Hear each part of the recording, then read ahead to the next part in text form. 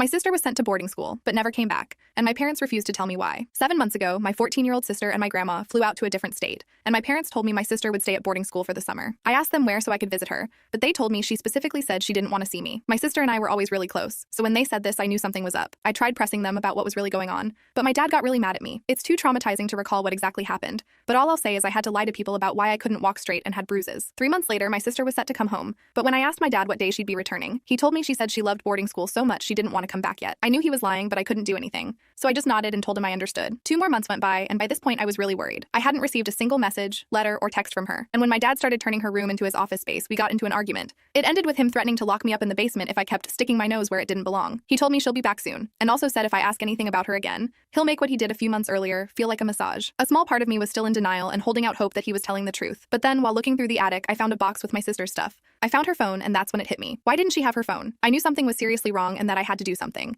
So I went behind my parents' back and told my best friend what was going on. They had specifically warned me not to tell anyone or else, but I no longer cared. My best friend was my rock during this time. Not only did she believe me, she also told her parents about it, and they helped me plan everything. I snuck out in the middle of the night and went to their place, and it was here that I started making calls to authorities to try find my sister. I reported my parents, gave their names and address, explained the entire situation, then sat back and waited. The following days were the hardest of my life. I couldn't eat or sleep, and I was constantly looking over my shoulder thinking about my parents finding me and coming to get me. I threw up more times than I care to count, but finally after 9 days I got a call. It was CPS, and they told me they had found my sister. They said they had found her living 500 miles away with some man who had ties with my father. Turns out my father was indebted to this man and had been for a few years, and so to pay off the debt, he gave him my sister and told him he could do whatever he wanted. My dad and grandmother were also arrested and are currently being held in jail, but my mom got off the hook because it turns out my dad threatened her life if she didn't go along with it. My sister and I are currently both staying at my best friend's house until authorities find us a foster home. I'm overjoyed to have my sister back, but I can tell she is deeply traumatized. She refuses to talk about the details of what she went through, and I can't blame her. My best friend's parents plan to start her in counseling soon, and I fully support them.